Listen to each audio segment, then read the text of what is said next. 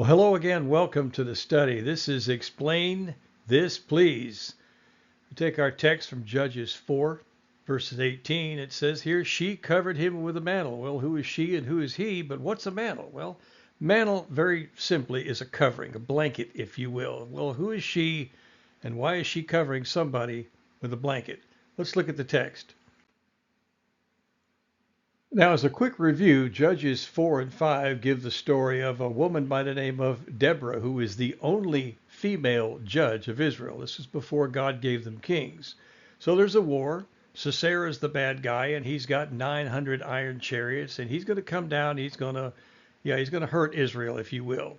So Deborah and Barak, they go into war against Sisera. Well, as the story goes on, the war for Sisera does not bode well, and he jumps off of his chariot and takes off running to get away from the onslaught of the Jewish people.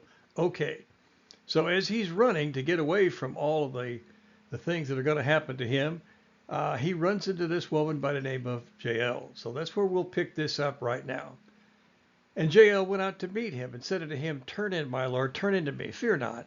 And when he had turned into her tent, she covered him with a mantle. So he lays down and she covers him up with a mantle, or a blanket, if you will.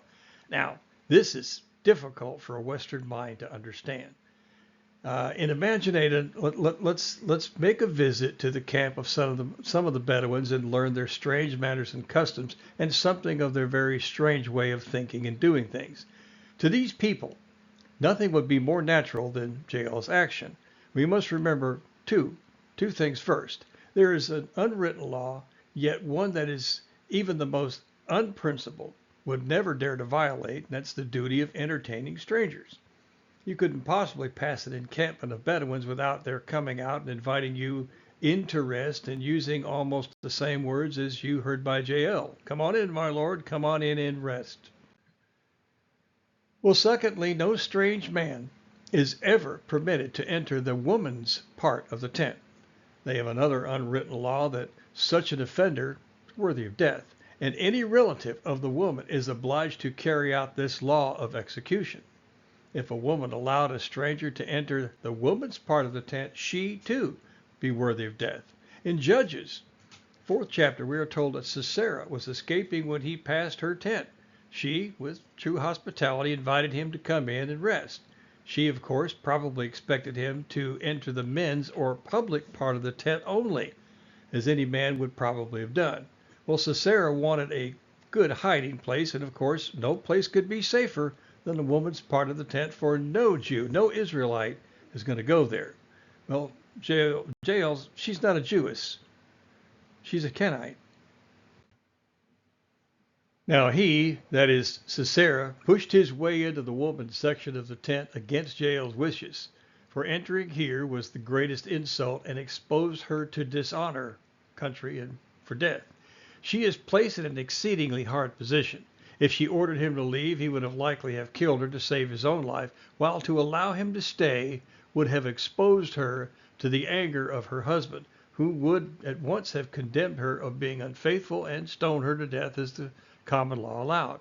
So she decided she must protect herself, and when he fell asleep, she pinned him to the ground, with a tent peg.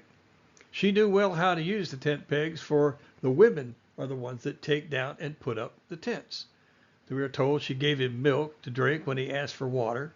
Well, water is scarce in that dry country, so they would have had goat's milk to drink, probably sour milk, some call it lemon, which is, at least according to them, very refreshing. Well, Jael is called blessed in Judges 5 and 24, not because she committed murder, but because she defended her own character and her life too.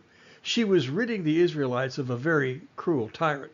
Judges 4 and 3 says this about him: he mightily oppressed the children of Israel. Well, the atrocities that these words are plainly written are well known to Jael.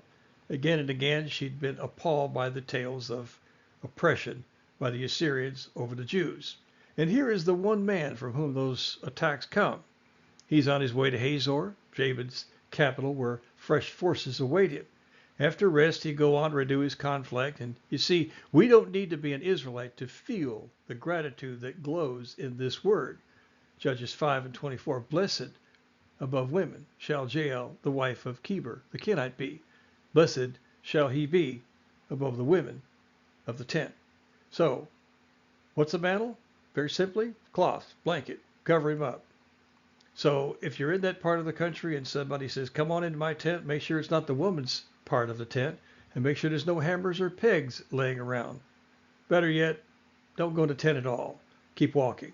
Well, that'll conclude this one. Be blessed. Be safe. We'll see you on the next study.